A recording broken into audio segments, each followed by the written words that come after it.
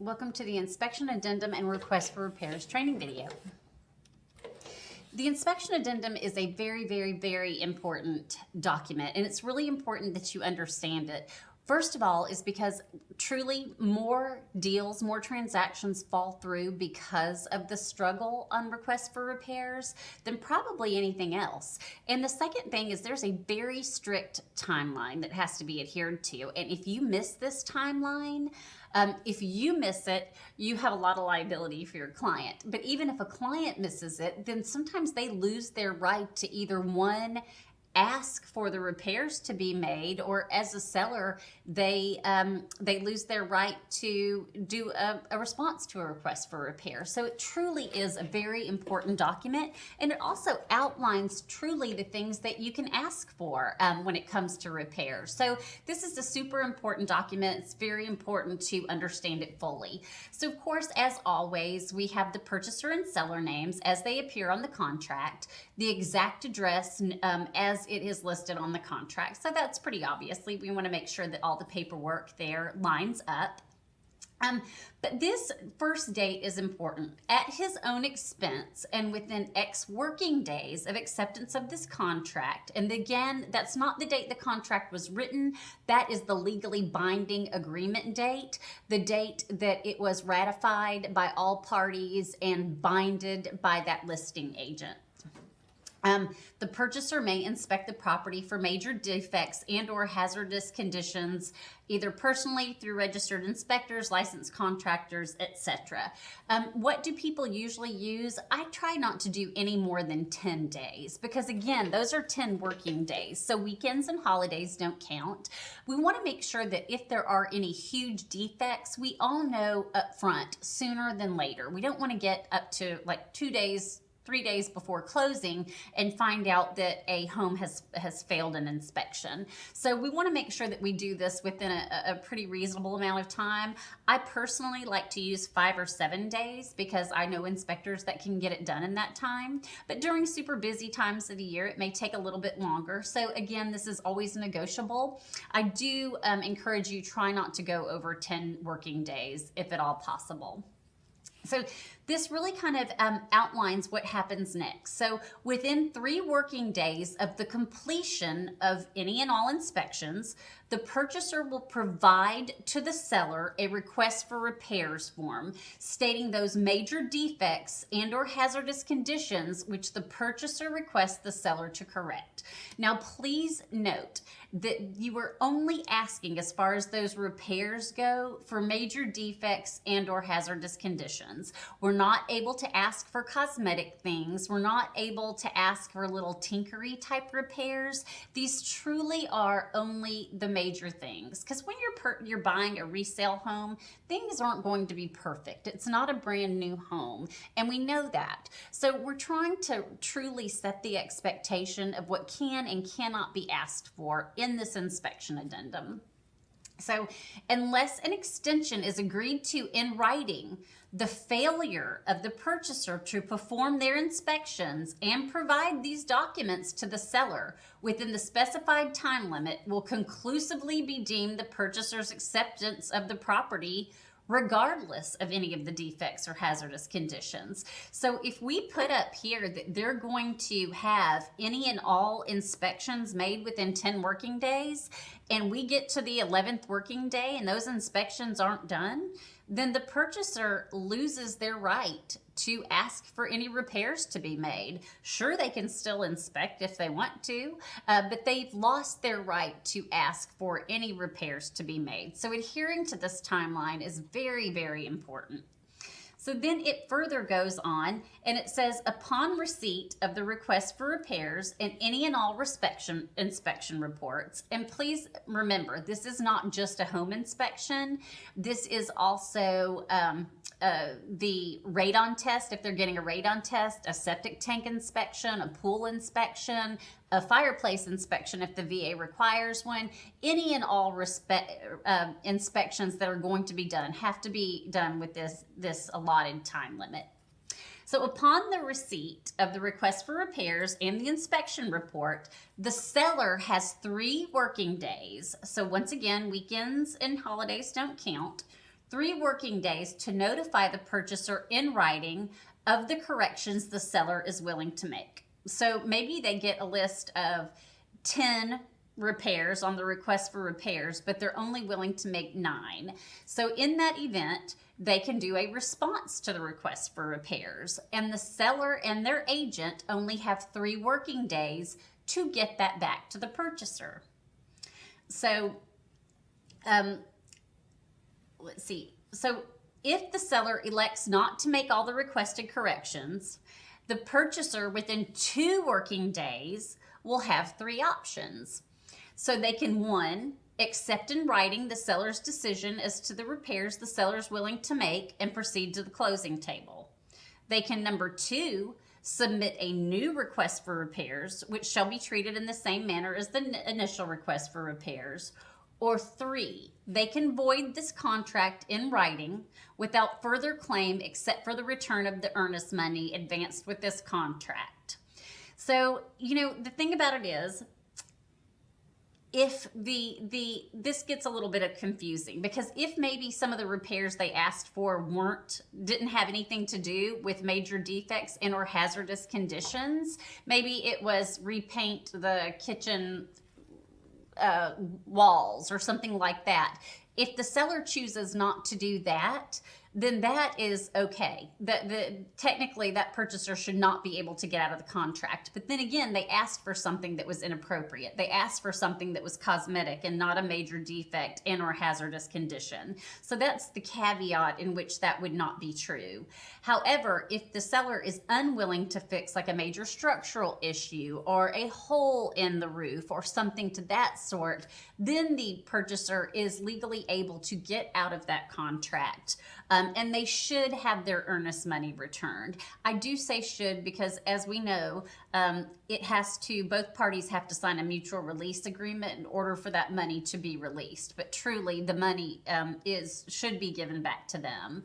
So those are the 3 things. Now, you have to make sure in here, again, that you follow those 3 working days, on the 3 working days back. And then you'll notice that if the seller elects not to make all the requested corrections, then the purchaser has 2 working days to choose from their 3 options. You truly just want to make sure in here that you're looking at this inspection addendum, that you're following those timelines, because if not, you really do lose your right to ask for anything. And it even says, again, everything is in bold here. Unless previously agreed to in writing, failure of either party to respond within the allotted time will conclusively be deemed acceptance of the other party's proposal. Conditions which do not meet the definition below of a major defect or hazardous conditions fall outside of the scope of this agreement, and the seller's refusal to correct those conditions does not constitute grounds for termination of this contract. And once again, that's like if they asked for a repair to be repainting the kitchen or something that's cosmetic, sometimes even there'll be like a cracked plate around an outlet, like a socket. That's a cosmetic thing. It's not something that truly has to be repaired according to these agreements. It goes on to further define it here. A major defect is a defect which threatens the structural integrity or significantly shortens the life or denies the intended use of a substantial portion of the property. A hazardous condition is one which threatens health or safety. This is something that is super important in this next paragraph, so I want you to pay attention. Conditions which meet current governmental guidelines are not considered hazardous.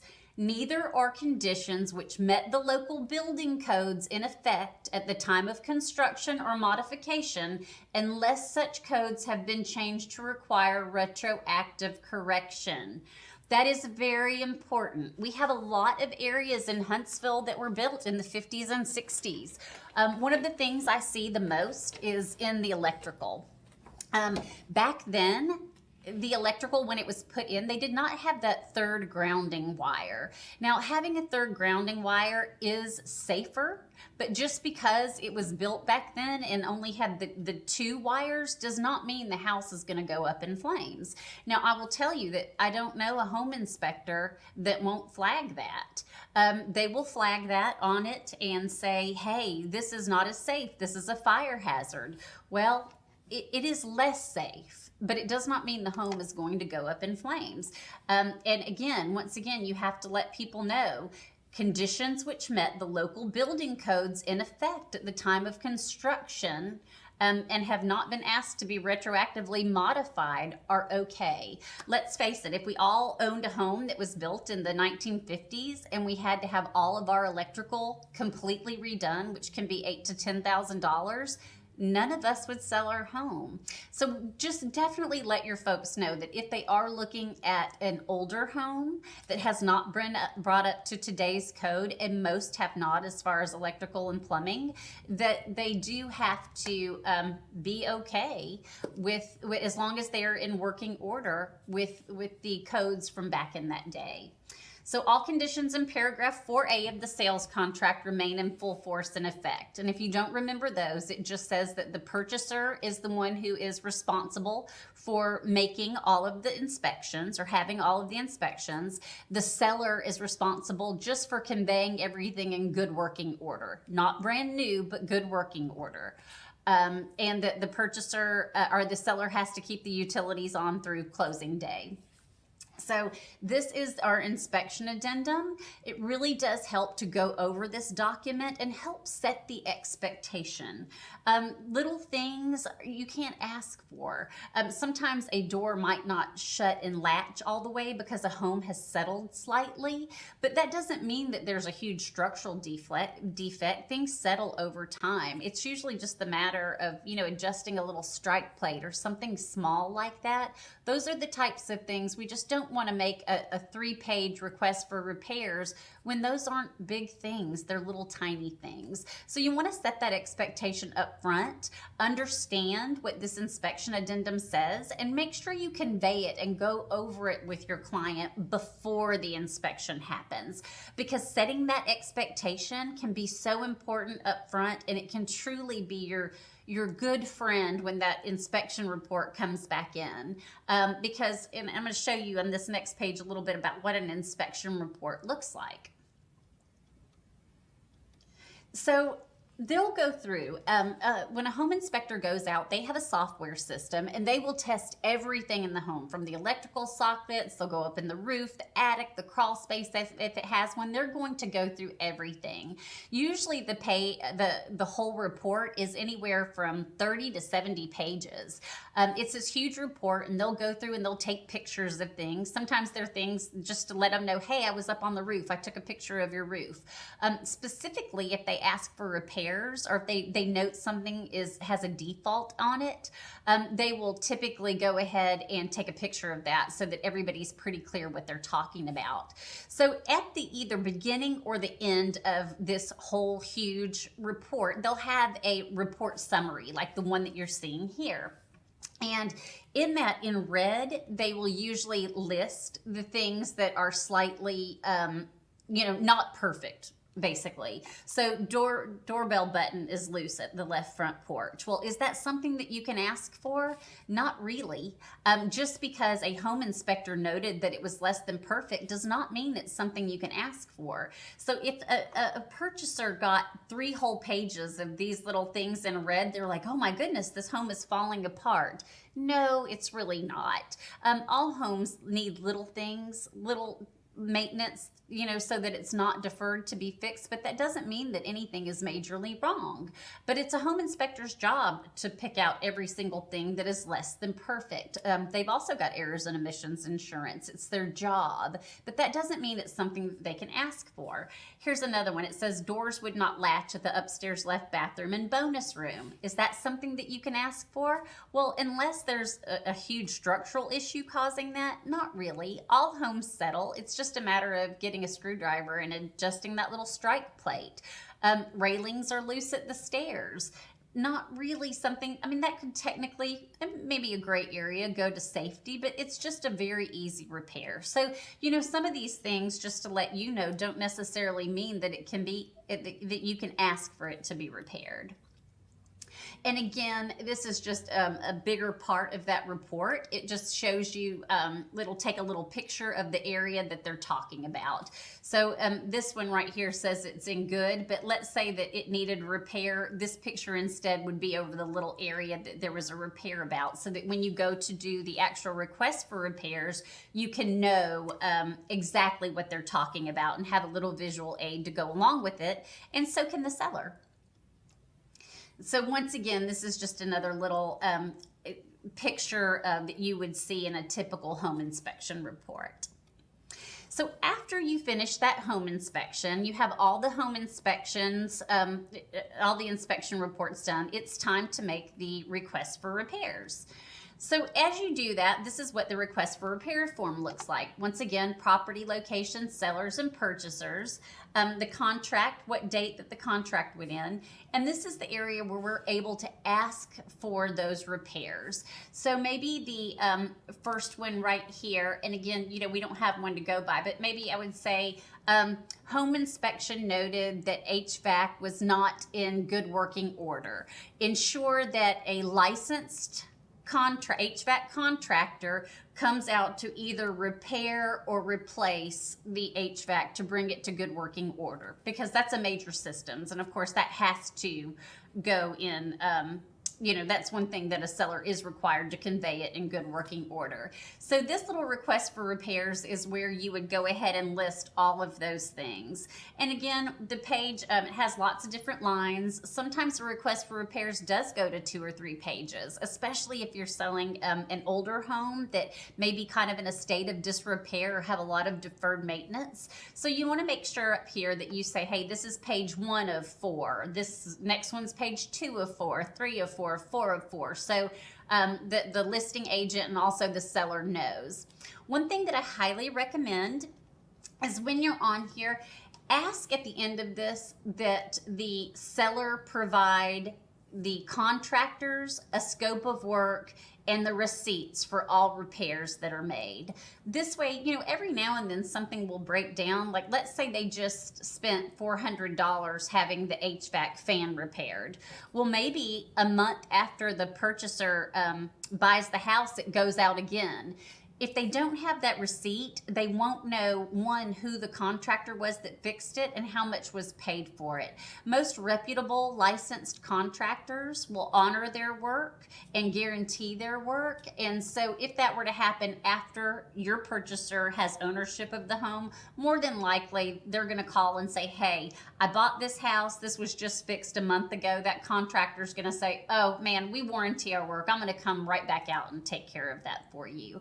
So one thing that I do try to ask for is that it be a licensed contractor, licensed and bonded, because that means they usually are going to warranty their work, and that the seller provides the contractor that did the work and also a receipt so that we can be sure it's repaired. That also really helps when you're going through the final walkthrough and walking through and making sure that some of these hard to see places, like maybe if it was insulation in the attic, somewhere that you and your purchaser probably aren't going to go walk up in there and do a really good inspection, you may want to just guarantee and be able to prove that the work was actually done.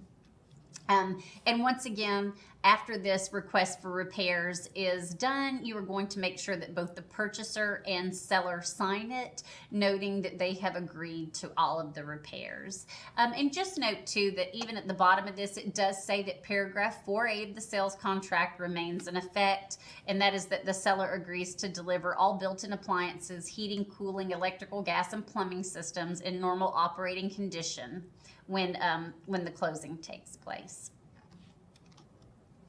So should the seller say, you know what, I'm willing to do this, this, and this, but you know, maybe there's a broken window on there or something. And you know, technically that could be a system because it does let cold or warm air in or something like that. Maybe they're willing to do 20 repairs, but they're just not willing to do that window. Or, you know, there's some other repair they're just not willing to make.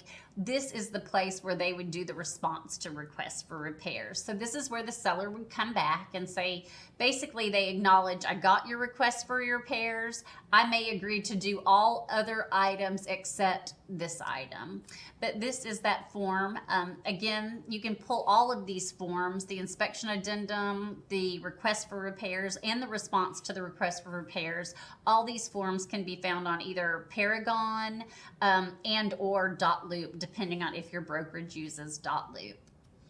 And again, once this is all filled out completely, again, all parties must agree to it. So both the seller and the purchaser will sign there. And then it's just, once you've agreed on all of these, then it's just a matter of making sure that all of these repairs are made before you actually get to the closing table.